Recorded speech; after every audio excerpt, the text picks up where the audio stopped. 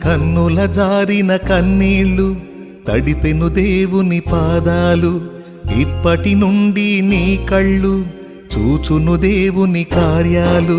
కన్నుల జారిన కన్నీళ్లు తడిపెను దేవుని పాదాలు, ఇప్పటి నుండి నీ కళ్ళు చూచును దేవుని కార్యాలు. ఉందిలే దీవెనా ఎందుక వేదన, పొందిన యాతన దేవుడే మరచునా.